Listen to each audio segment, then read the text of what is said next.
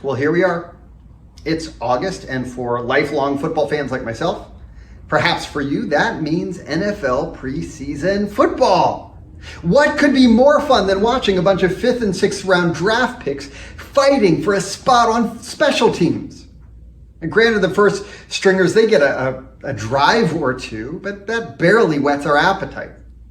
Honestly, I don't know any normal football fan that gets geared up for preseason, other than perhaps an opportunity to scout your fantasy football roster or give us the little needed excuse to talk football.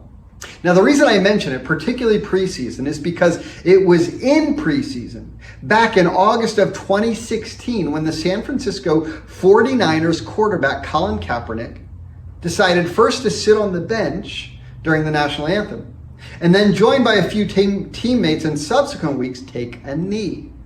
Now, the rightness or wrongness of this action is not what I'm interested in, nor why I brought it up. Rather, it was the angry, visceral reaction of so many in response. And people were livid that he would perform such an unpatriotic act. That the public reaction can actually give us insight into what we see going on in Revelation chapter 2. Now, last time we looked at the message to the angel of the church in Ephesus. Today we'll press on to the angel of the church in Smyrna. Right, these are the words of him who is the first and the last, who died and came to life again. As we've discussed, the description of Jesus ties back to something in John's initial vision of him in chapter 1, verses 17 and 18. The description that he died and came back to life also speaks a powerful word of comfort and assurance to the situation the church in Smyrna was facing. We're told of that situation in verse 9. There Jesus says, I know your afflictions and your poverty, yet you are rich. I know about the slander of those who say they are Jews and are not, but are a synagogue of Satan. Now, what does this mean? Smyrna was a particularly prosperous city in financial terms, rivaling only Ephesus in the province of Asia. And yet in this wealthy, prosperous context, the church was different. They were experiencing poverty and affliction. Now, why? They were enduring persecution for the sake of the gospel. Now, here's a best guess of what's happening. In the Roman provinces, the Jewish people were provided a vital religious exemption. Everyone had to offer sacrifice to Caesar, but the Jewish people were allowed to offer their sacrifice honoring Caesar as emperor without giving worship to Caesar as Lord. So long as Christians were still considered Jews, they could honor the emperor without contradicting their claim that Jesus is Lord. And it seems that the Jewish leaders in Smyrna were appealing to Roman authorities, insisting that this Christian community wasn't some Jewish sect, but rather another religion entirely, thereby eliminating their protection under the Jewish exemption. Now, unlike today, where our religious commitments are often relegated to the private sphere, everyone in Smyrna would know that these Christians refused to offer worship to Caesar.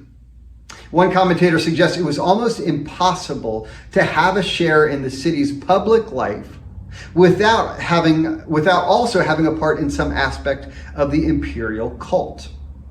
He goes on to say, those refusing to participate were seen as politically disloyal and unpatriotic and would be arrested and punished, according to Roman law. It's almost as if in that culture, refusing to worship Caesar was like Kaepernick taking the knee during the anthem. While refusal to worship Caesar often resulted in prison, leading to execution, there would also be this informal but no less painful persecution from neighbors, former friends, even family. In other words, it wasn't just the authorities that got angry. The word affliction in verse 9, which some translation render tribulation, actually means intense pressure. In the minds of a first century audience, it would evoke a picture of a person being tortured to death by slowly being crushed by a great boulder. Now, I think that the significance of this passage for us is the recognition of the pressure Our Christian brothers and sisters faced historically to conform and yet refused to do so. Flipping the script on Kaepernick, rather than taking a knee when everyone bowed to Caesar, they stood. In our country today, we're not facing affliction in the same crushing way, but some of us feel the pressure to conform. In verse 9, Jesus tells us, I see your affliction. So in verse 10, we'll see as we'll see next week, this is a test. Now, my prayer for us is that we would see the example of the church, that we would receive encouragement to endure the pressures of our day, not to bow down and assimilate to the ways and gods of our world, but to stand. Have a blessed week.